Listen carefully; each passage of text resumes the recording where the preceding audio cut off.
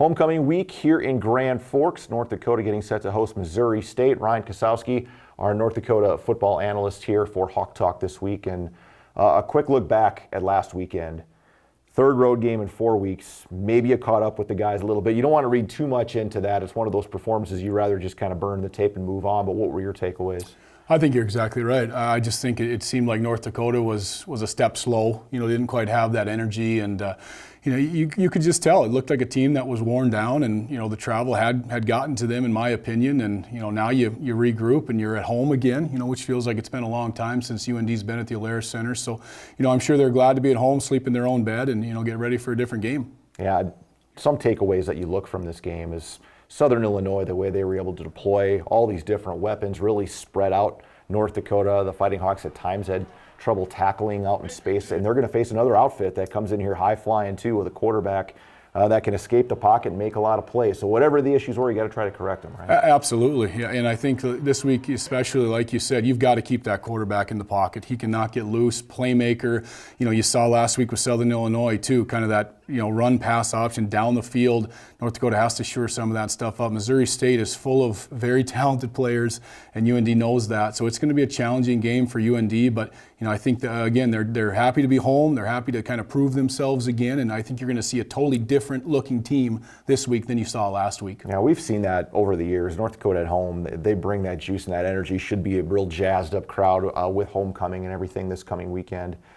North Dakota offensively, Tommy Schuster, a guy that has played really well, has been really comfortable, was not real comfortable in the pocket this last weekend, 7 sacks. And again, the offensive line has played pretty well for the most part throughout the season. That was not a highlight on Saturday, but those are things that you got to look and say, okay, now it's time to refocus a little bit. Yeah, and we've sat here many weeks and said how Tommy Schuster was able to create plays and make plays downfield, and there was just no time that game. And Tommy really had no opportunity, and you could kind of see as the game went on, he started to get quick feet and started to think, okay, here comes the pressure again, and he just wasn't able to be that playmaker he was the previous 2 weeks. So that's definitely an area.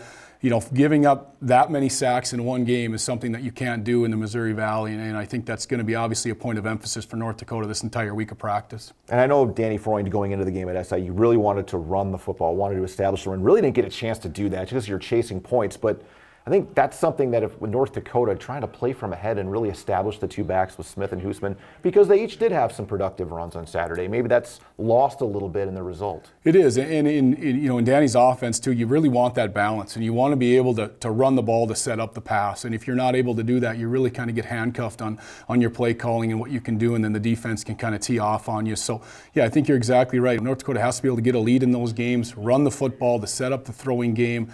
And those two backs are pretty darn good. If we can get to that position where they're able to run the football, that's a good spot for North Dakota. And we haven't talked a lot about special teams, but coverage units have been, for the most part, really, really solid. Brady Stevens knocking through a field goal. C.J. Siegel's turning into a pretty solid return man. There's something that maybe down the road, that's another group that can continue to evolve a little bit. Yeah, and that changes games too. And I think that's something where UND really stresses special teams. It's important. Coach Kostic takes a lot of time on that. And C.J. Siegel's going to be a guy that teams are not going to want to keep kicking to. I mean, just very talented back there, has changed games for UND, and special teams has definitely been a point of strength for this team so far this season. All right, Ryan, we'll look forward to having a fun one for you at noon on Midco Sports coming up this Saturday. Proud to have you back in the booth with us. Can't wait. Feels like forever. I'm excited. It does. We'll see you on Saturday.